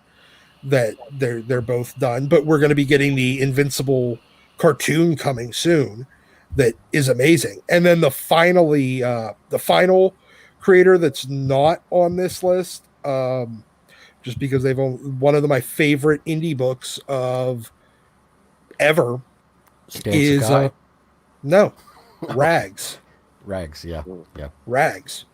I thought it was Rags is an exceptional book. And Brian Ball, yep, Trent Luther, Luigi Terrell killed it on that book.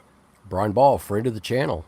Yes. I mean, it's Absolutely. it's really really something, and you also can't, you've got the Black Hops, you know, Yeah, you got Tim Lim and Tim Mark Lim Pellegrini. and Pellegrini. Yeah, that they also killed it. I mean, that's I'm surprised, shocked really, how well it sells when I get issues in the shop, and it's like people are like, why don't they do direct? Why don't they, I'd love to be able to get this more often. It's like, well, it is what it is, but That's not their model, and that's not that's what cool. they do. Yeah. I don't know, Bailey. What you besides the stuff that Tim and Brian are doing? What's like to you? What's the 2010 indie comic? Yeah, just Walking Dead. I mean, it's like that was a book that in its prime, it was selling top 5, top 10 at least. It was just killing it. And I know that it got a little, toward the end it got stale, and people are like, "Oh yeah, well, I wonder who's going to die this issue," or it's just kind of felt a little also ran, but there were some really incredible moments, and it was a great horror series, and that's what the 2010s represent, is great indie horror. It's almost like harkening back to the days when we had such amazing titles, The Witching Hour, and Tales of not Tales of Suspense, but you had oh shit, my mind's going blank.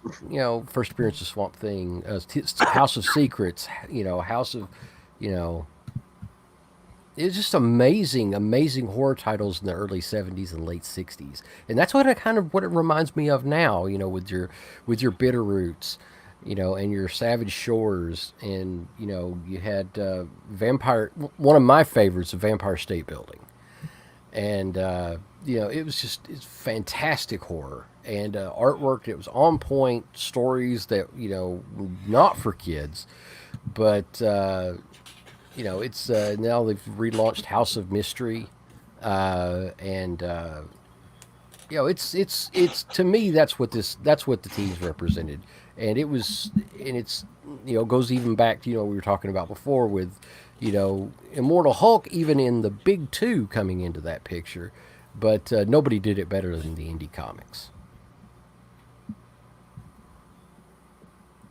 So, I don't know if Joe, I know you've worked at Vault Comics before, Yeah. and it's a newer brand, but really, at the end of the 2010s, they found their niche, their mark, with a focus on horror comics and science fiction, and these Savage Shores from Ram B, the plot. There's so many really good horror comics. What is it about it's the Vossel brothers, right? Yeah, the Watson Brothers. Yeah. What is it about what they're doing that cultivates that kind of stuff? I mean, they've been on the periphery for a bit, and then they had wanted to do horror, but they did it smart. They sort of had their sci-fi niche. They waited for that to sort of grow and develop before they branched off into horror to sort of work on their brand. And Tim Daniel, of course, is really a big part of that too. He was their launch title with Fissure, which is more of a horror book too. And obviously he's co-writing the plot. And then him and Michael Marici also co-wrote, I think, The Curse. I've been saying Michael Marici wrong this whole time. I don't want to... I don't know if he's listening. I might be butchering his name. I don't know. I call him Michael. He's been... He's awesome. He's the best fill-in writer DC has ever had. Anytime he does an annual, it's like 5 stars. Yeah, he is the first comics pro that insisted on paying money for my junky garbage self-published book back in like 2012. He's so kind, and I was a big fan of Hoax Hunters at the time, and I had reached out to him like via email, and we've just kept in touch since. But But he's great. There was The Curse and I think Burning Fields, which were both at Boom, that he co-wrote with Tim Daniel. Those are also good horror books. But so you had Tim, who's a fixture and does all the logos at Vault, who definitely pushes for horror, and Adrian is also a big horror junkie. So there was that wanting to push towards that after they kind of established their like fantasy and sci-fi roots, and then they tested the waters with The Plot and Black Stars Above, and obviously the Savage Shores too, but like they specifically had those two books come out around October last year, and when those were successful for them, they started rolling out some new books now, like Autumnal, which there's a little She Said Destroy reference in Autumnal issue 2. One of the characters is wearing a She Said Destroy t-shirt, which is adorable and I appreciate.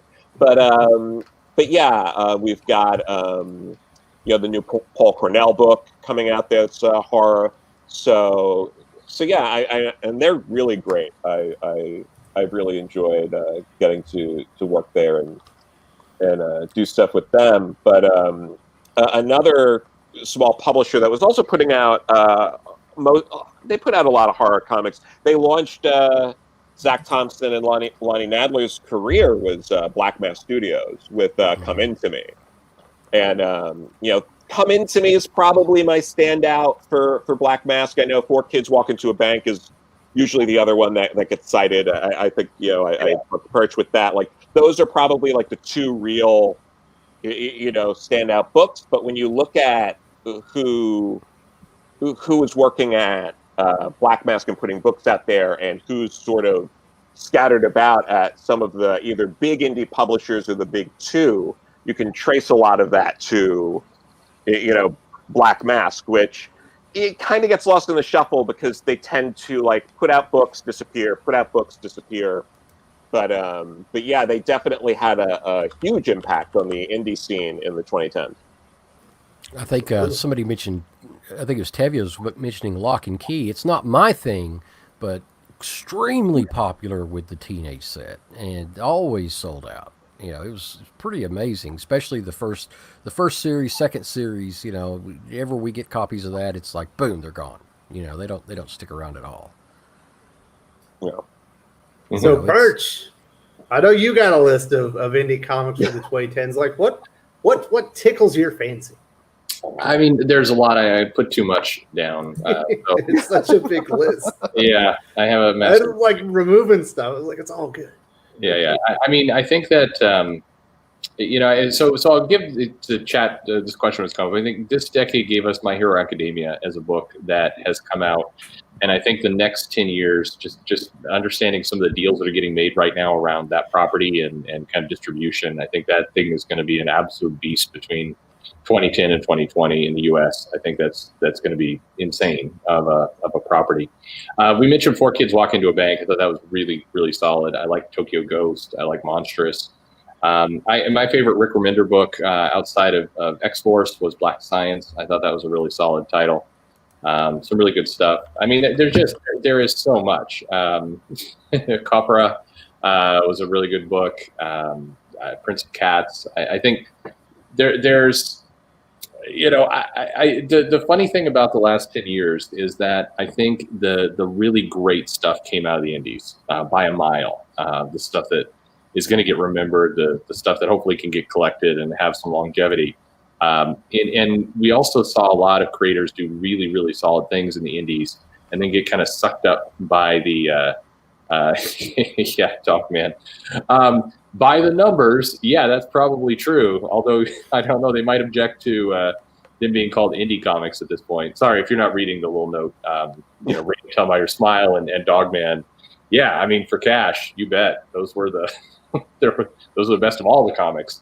But regardless of that, I mean, I think that we've seen some creators who have made the step from the indies into the big two and it stumbled at that point. And I think the thing that I was thinking about a lot last night was how many really great series came out and wishing that those creators were still doing that work and made the transfer to the big two. Oh, if one thing I want to point out is fantasy in the teens. There wasn't a lot of it, but what it was really, really good. By Boom Studios, Elric: The Balance Lost was a maxi series that came out around 2011, 2012. It's just freaking phenomenal. It's the script. It was written by Michael Moorcock.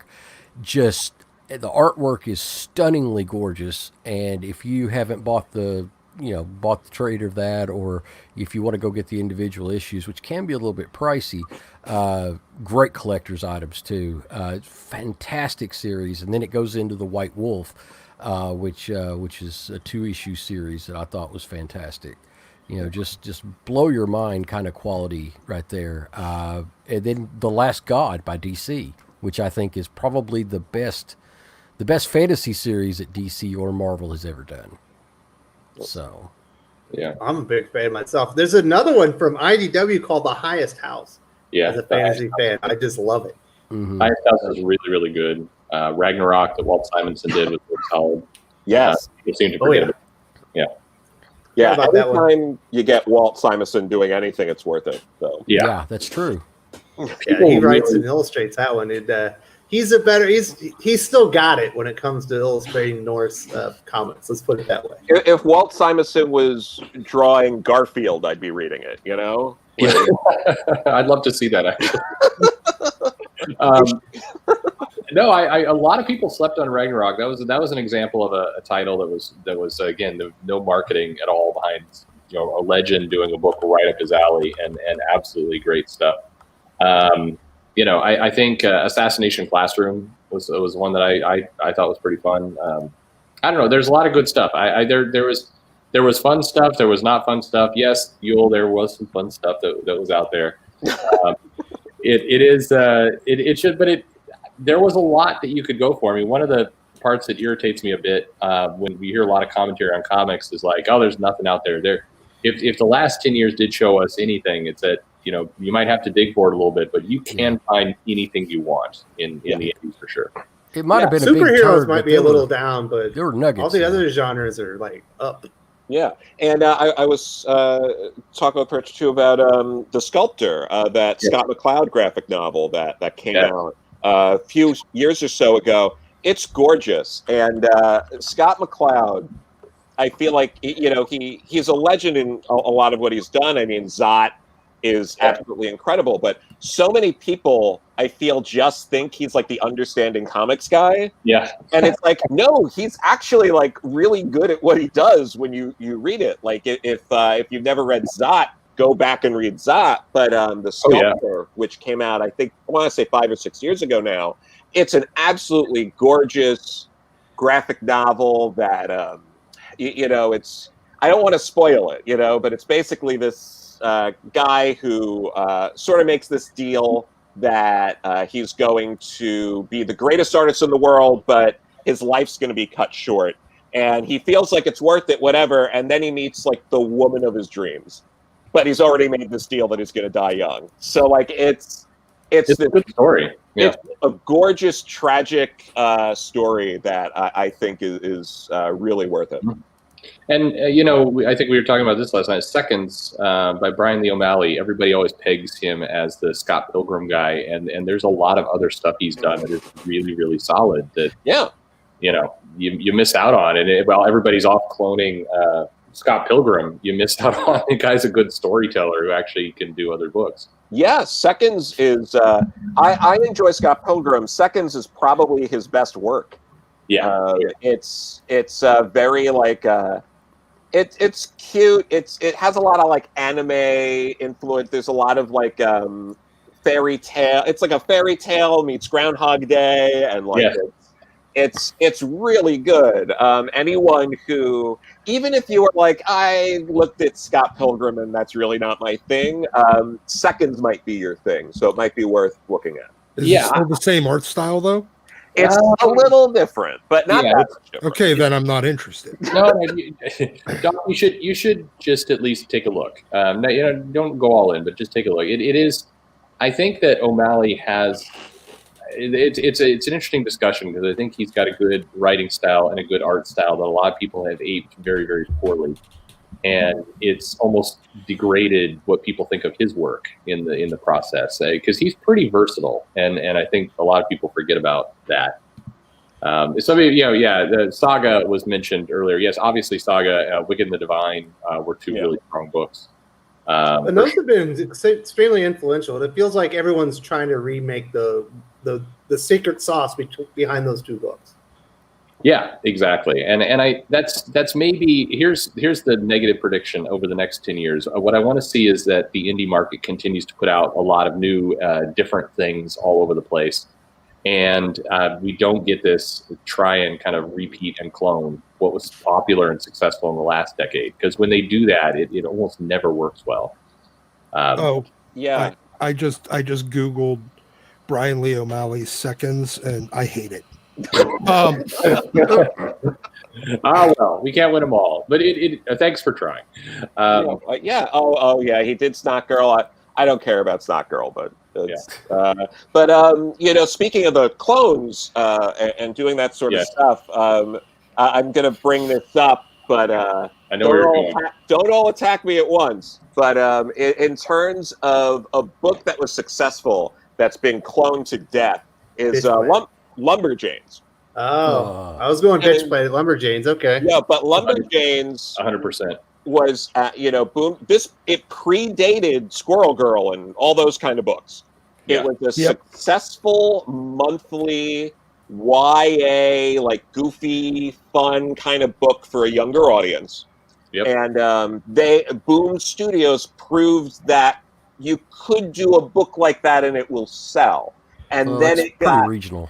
Yeah, but it worked. I mean, Joe's right. It as an indie book, it really did work. And regionally, it just never sold here. We tried. We really tried. No, they're different markets. Yes, for sure, you're going to have different markets that are interested in different things. But it was successful what it did as a whole. If you look at just the numbers and what it was able to do for Boom. Sorry, Joe. No, you're fine, because it proved it could do that in single issues, and then they recently ended it, I think, around issue 75, and have been focused, and they transitioned it into being a book that's like a YA graphic novel series. So they've kind of been proactive on that, and then you see how the big two have kind of looked at that, and other publishers. I mean, since Lumberjanes, I think nearly every indie publisher and every major publisher, like Random House and all of that, and obviously Scholastic is a big part of that. But Lumberjanes had a role in, everyone kind of being like, oh yeah, we do YA. Yep.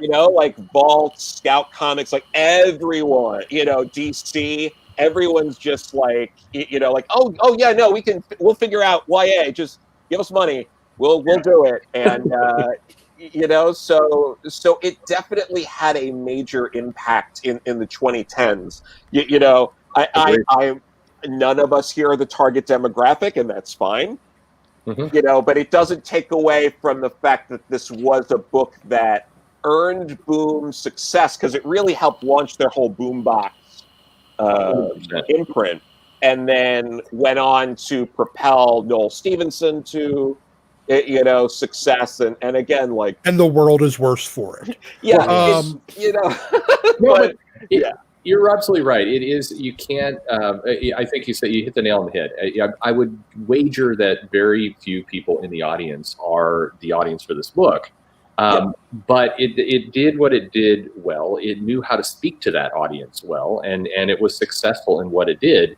And it's become the template. And I think over the next 5-10 years, that's only going to double down further, because that there's so many people who believe there is money in that. So many book deals are getting signed that really we won't see for 2 or 3 years. And Lumberjanes deserves a ton of credit for being at the center of that. I'm looking forward to all of the companies turning themselves into something that they're not, to sell to a small group of people that bought one thing, and then the entire industry crashing because of it.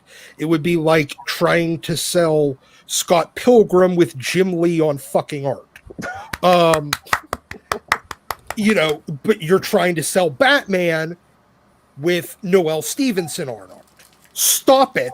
figure out what you are and sell that thing. Yeah. Stop trying to be things you're not. And you have the entire comic industry trying to be things that they're not. Because one thing over there sold okay to somebody else. So because you weren't getting 100% of the money, you have to change your entire fucking industry. Yeah. You know, it just reminded me of the Gotham Academy Lumberjanes crossover. Yeah, exactly.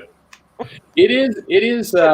It's funny, and Yul made the comment in there, that definitely the Lumberjanes audience dropped. But part of that was, when you get 12 other companies producing 25 other books that are trying to, photocopy Lumberjanes. Yeah, you're gonna cannibalize your own thing, but we are as an industry absolutely doubling down on more of that, and it's just going to continue. I do wish the companies would understand, and maybe Boom actually has a pretty decent approach with this. You can do a book for YA, you can do a book for an adult audience, you can do a book for horror. You can do these things, and you can run them in separate tracks and attract multiple audiences. You don't have to make everything conform to one style because that one style seems to be popping. You can actually do more than one style. They are a trendsetter. This is an industry incapable of walking and chewing bubblegum at the same time. So no, they really can't. Yeah, that's the problem, because then you end up with Marvel and DC going, oh, we want that demographic too, but what they don't understand is that demographic is about 2,000 or 3,000 people on Twitter. Well, even if it's 10, 15,000, even if it's 50,000 people, who cares? They're not going to sell 50,000 people. It's still less than the 200,000 that's in the existing market. Right. Well, go get another market. I mean, yes. Look, I think Dogman. Add that. Yeah, Dogman is Marvel and DC would love Dogman sales right now. The right approach, if they want to go chase that, would be to figure out how to sell products in that space, not say, let's make Batman into Dogman, and then our audience will double because we'll have the Batman fans and the Dogman fans. That would be idiotic. If they want, they ignore the fact that there is one Dogman that you are selling, made by one guy, one time, not 75 titles a month. You can't sell 75 copies of Dogman a month. Well, I don't know that I agree with that. No, you can't sell. I'm sorry. This market will not.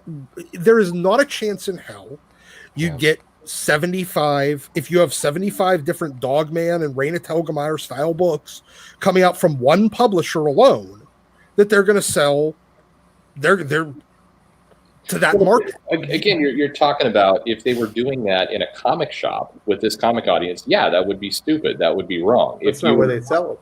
That's not where their audience is. Exactly. If you're talking about a big collection, and I think there is plenty of room there. Not 75 a month, but there is plenty of room there, and you're selling these to moms and places in Target and the grocery store and other places like that, you're going to have a lot more success. But it's a completely different audience. Yeah. I mean, it's not the same location. You should not try and sell Dogman to in a comic shop with that audience. That would be ridiculous. Yeah, you end up with, like in my situation, where back issues outsell new issues 10-1, and it's just there's a market out there that just is not being sold to. And there's a few issues each month that they kind of like, or they've got the one guy that, not more than one. You got 20 guys that are trying to keep from breaking up their Amazing Spider-Man run, and it's just people are being undersold. They're walking out with money in their pocket that they wish they could have spent, or they're buying old issues of Marvel Team Up, and it's sad. It's depressing. Yeah. Well, on that note, we are at the end of the show. We went a little off topic, but we always do that here. It's time for some comic book recommendations. Joe, this is your first time on the channel. I want to say thank you very much for joining us, bringing a different perspective. Thanks, man. We appreciate you. Yeah, no problem. Writer and editor. Are there any comic books that you're recommending this week? And happy Halloween to everybody, by the way. Yes. Happy Halloween. it feels weird because there's some stuff that's been coming out. I mean, I enjoyed, Three Jokers. That last issue was this past week, right? Yep. Yeah. Yeah. Okay. Yeah. So I've been enjoying that. Vault's putting out some interesting stuff like Autumnal. I picked their stuff up. I always recommend. I'm in the middle of doing a Silver Age Legion of Superheroes reread. Yeah. If you can, if you have the DCU app or Comixology, or if you're willing to shell out the money for the Silver Age omnibuses, like all three are out. I'm almost up to the Jim Shooter, Kurt Swan stuff, but I mean the Edward Hamilton, John Fort stuff is incredible. The Jerry Siegel writes a lot of it too. I'm just getting to like a lot of the Time Trapper stuff. This is probably my third reread through all of that. I love the Legion so much, it kills me that I can't recommend a single Legion story from this past decade. It really does kill me. But Silver Age Superman family books like Legion are incredible. And if you haven't read them, read them because they're a lot of fun. Yeah. All right. Well, thank you very much for those recommendations. Pele, what do you recommend at the shop this week? Okay, this week at the shop, my pick was the new issue of The Last God, Songs of the Lost Children. Wow.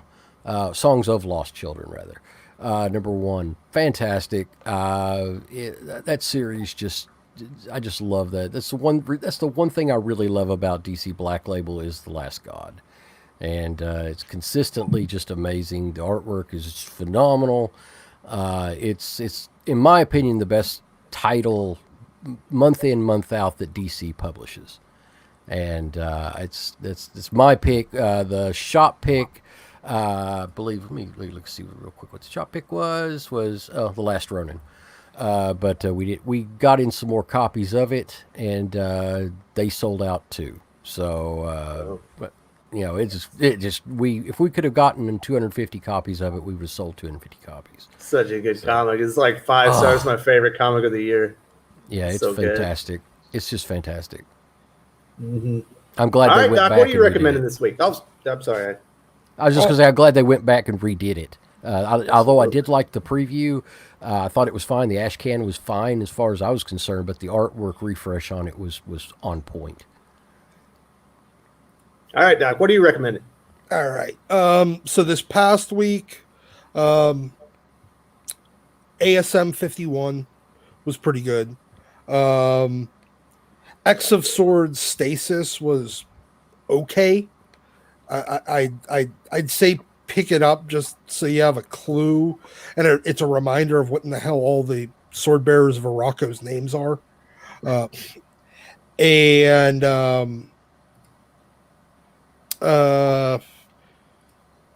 Three Jokers #3 came out. I haven't read it yet, so I can't tell you whether or not I recommend it. This coming week, though, you got X-Men 14 as a recommend, and Marauders #14 as a don't ever even think about reading it. Buy back issues. Do you read Runaways, Doc? I read the original one, not okay. Everybody keeps telling me it's getting better and it's not bad. I won't read anything with Rainbow Rowell's name on it. Okay. Yeah, I was just curious, but yeah, I figure you're right. It's a small little book. I mean, it's a slice of life type book. So it's either your thing or it's not. If it's your thing, it's a good book. Runaways was great under Brian K. Vaughan, and then it started going to crap when he left. We're wrapping it up. Whedon took over. I got kids. But go. Fine. That's the end of my recommendations. All right, Perch, what are you recommending?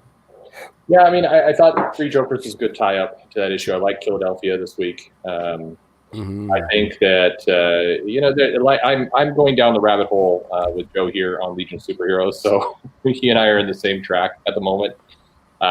going down and doing a lot of that. And then I started picking up. This is old. I started picking up the old Peter David Hulk run and going through that again, and seeing how that aged. And it ages quite well, actually. So there's a lot of good stuff out there. So, there you go. Nice. So obviously, yes, 3 Jokers, book 3.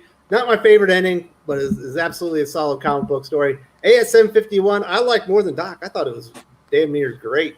The last run, what else can I say? But if you're in the Halloween spirit, I've been reading a comic. It's called John Carpenter's Tales of Science Fiction Vortex 2.0.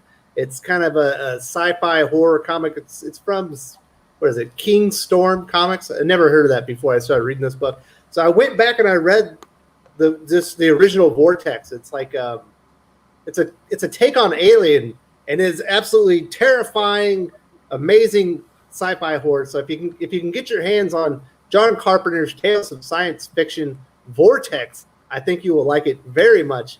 It is perfect for Halloween. Happy Halloween to everyone. I hope everyone enjoys their time. We didn't get to do anything here because we're still sort of in lockdown, but the kids got some candy and they got to wear. Rest in peace, Sean Connery. Yeah, Yes, absolutely. yes. Rest in peace. R.I.P. to the King of Scotland. So I guess that'll do it, folks. Thank you, everybody, for joining me. Had a great panel. It was a good discussion. And I'll see y'all next week. And wash your ass.